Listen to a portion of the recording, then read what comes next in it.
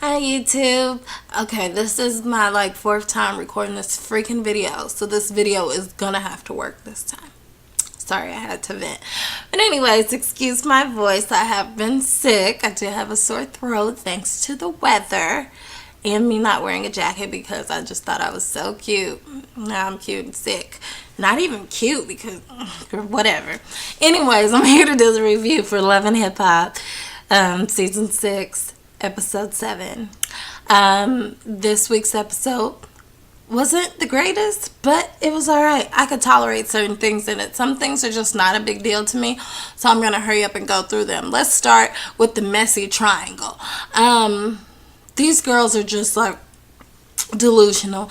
Basically, Amina is very happy because ever since she's got this abortion, her and Peter are in a great place. And I'm thinking yeah, he's probably super happy because that would have been kid number 50 for him. So you made the decision for him. He didn't have to make it. Not trying to throw shade or anything. I'm just saying he might be thinking like that. But anyways, so I guess they're in a good place. Tara meets up with Peter to tell him that she's pregnant. 5.5 months pregnant, he didn't already know.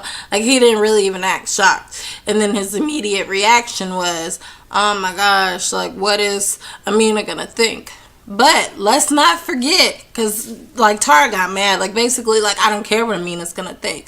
This is our bed, we gotta lay in it.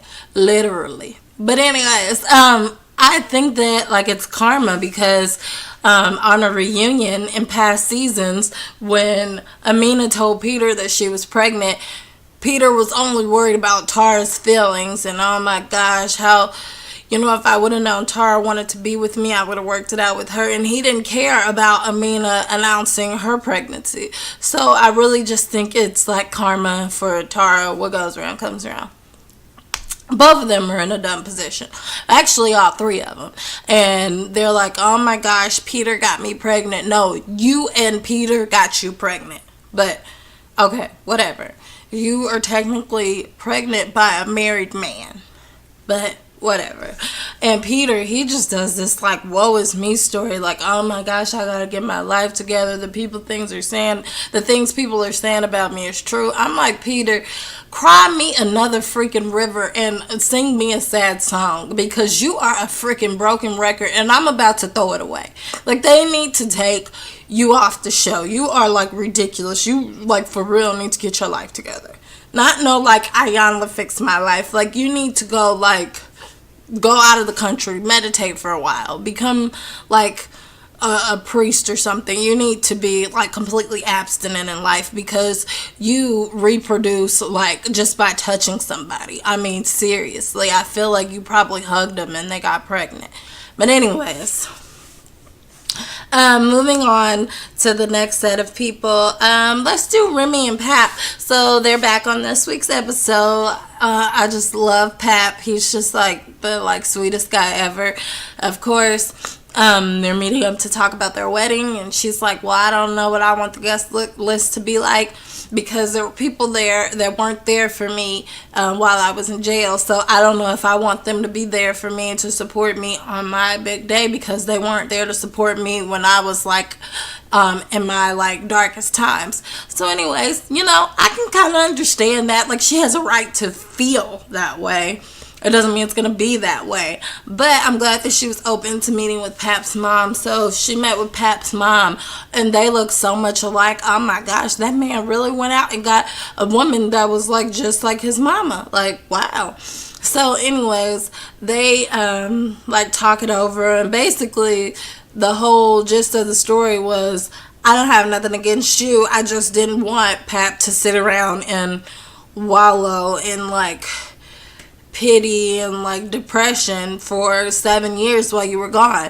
I still wanted him to live life, and some people just don't do prisons, period. She just wasn't going to go visit, and that's her choice. It's over and done with now. You can accept it and move on, and that's what she decided to do, and they were on good terms. However, her mom is still left, and she was mad because her mom didn't come visit her. Now, I'm gonna be honest with you, even if her mama really didn't care for like visiting people in prisons, or said like, oh, I'm never going to a prison, that is your child.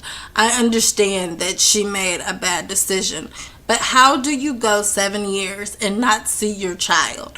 They did not do anything to you. You know that when people are in prison, like, I'm sure they're not in there like playing patty cake and stuff, and like they're just having the greatest day. I'm sure they have times where they feel like, man, I miss my family, man, I'm feeling low, I'm feeling down, I'm feeling depressed. You could have at least went to show your face. Like, that's what would make me sad. If one of my daughters ended up in prison, yes, I would be so disappointed, but gosh, I still love you. Like, I'm still gonna come see you. That probably made her feel unloved, even if that's not the case, and she does love her daughter. Like, she wanted to see you physically there for support. I'm starting to understand that more, because, you know, I'm the type of person, I think like I can be there for you and support you with my words, but some people just need you to physically be there. Even if you don't say anything, just your presence alone shows that you're making more of an effort and you care. Even if her mama would have visited her 1 time or 2 times, I'm sure she would have been happy with that. But so, you know, I feel for her. So I'm sure that'll come up later in the season. She'll talk to her mom. Getting to anybody else in the episode, BBOD. Okay, so we can go through this real fast. So Lexi is like mad at Rob because basically things aren't moving fast enough for her, and they kind of have some like little weird connection going on, but let me not speak too soon. But anyways, so Ross sets her up with French Montana. I guess that's a big deal. I'm not really like a huge like French Montana fan, but if you're an up and coming artist, rap artist, and you get to have a session with actual like real like already hot popping artist, and he has songs on the radio, that's a big deal. So I could see that she was really happy. Personally, I think that he was more interested in her body than her music, but you know, we shall see where this goes. Then moving on to the other half of BBOD, Mo Mess. So she's working with Yandy. Yandy has gotten her in on the Gwinnett Fest, which they act like is like the biggest like concert of the year, like, whatever. But I'm sure there's important people there that could potentially like scout them out. So she's working on that. I don't care for Mo Mess, but I do respect her drive. She's like really like putting in work in the studio, it seems like, and she sounds much better outside of BBOD. That delicious like mess, like, it wasn't working for me. But anyways, so she's in the studio. Well, Young B comes through because Young B has a session coming up. Yandy gives them the same track, which I don't think was the smartest thing, because they're already like don't care for each other, and you're already working with both of them, so you're creating even more competition. But you know, with them, like, this is not going to be like they're not going to be business professional. They've already come to blows like twice now. So now, excuse me, this is the 3rd time, because Young B gets mad, and Mo Mess, like, she's very messy. Like, she talks. Young B, she's not gonna talk, because in her mind she's like, I already gave you like 15 stitches before, do you want 15 more? So, you know, whatever. So they get into a little spat. Cardi B is like, they need to stop all this because I just got my hair, nails done, or whatever. Like, she was just there for comedic relief.